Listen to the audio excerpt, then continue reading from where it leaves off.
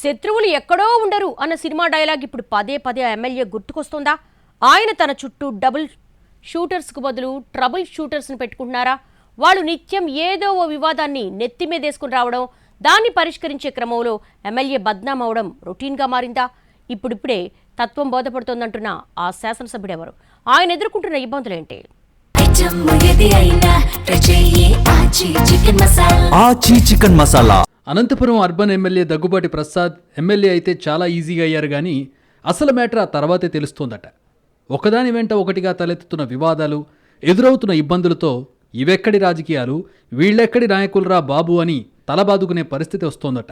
రాప్తాడు మండలం బండమీదపల్లికి చెందిన దగ్గుబాటి అనుకోకుండా అనంతపురం అర్బన్ టీడీపీ టికెట్ దక్కించుకున్నారు.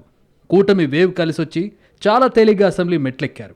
అనంతపురం అర్బన్లో 23,000 మెజారిటీ అంటే మంచి గెలుపేనని చెబుతాయి రాజకీయ వర్గాలు.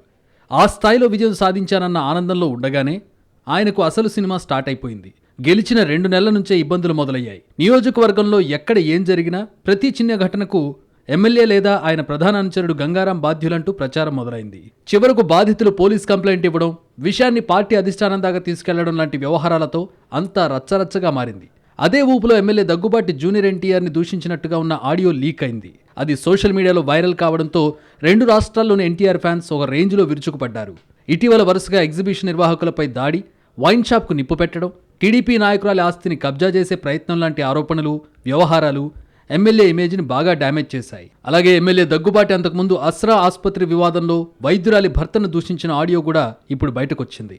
అటు జూనియర్ ఎన్టీఆర్, ఇటు వైద్యురాలి భర్తను దూషించారన్న వ్యవహారాలు పార్టీలో హాట్ డిస్కషన్ అయ్యాయి.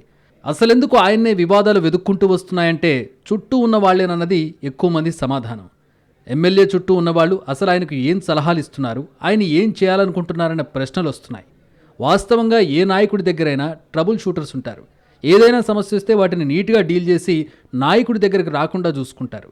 ప్రత్యేకించి కొత్త ఎమ్మెల్యేలు ఇలాంటి వారిని కావాలని దగ్గర పెట్టుకుంటారు. కానీ ఇప్పుడు దగ్గుబాటి చుట్టూ ఉన్న వాళ్ళంతా ట్రబుల్ షూటర్స్ కాదు, ట్రబుల్ మాంగర్స్ అన్న మాటలు గట్టిగా వినిపిస్తున్నాయి. వాళ్ళు ప్రతి చిన్న విషయంలో తలదూర్చి తమ నాయకుడికే తలపోటు వచ్చేలా చేస్తున్నారన్న చర్చ జరుగుతోంది. అనంతపురంలో అసలు సమస్యను ఎమ్మెల్యేకి వివరించకుండా సగం మ్యాటర్ చెప్పి ఆయన చేతిలో ఫోన్ పెట్టడం, ఆ ఊపులో దగ్గుబాటి ఆగ్రహంతో నోటికి పని చెప్పి ఇరుక్కుపోవడం కామన్గా మారిపోయాయట. ఇలాంటి వాటి వల్లే సమస్యలు పెరుగుతున్నాయట.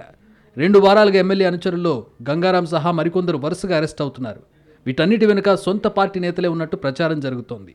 ఈ ఆడియో లీక్లు, కబ్జా వ్యవహారాలు ఇంత పీక్స్కు చేరడానికి కారణం మనోళ్లేనంటూ ఇటీవల సన్నిహితుల దగ్గర వాపోయారట ఎమ్మెల్యే.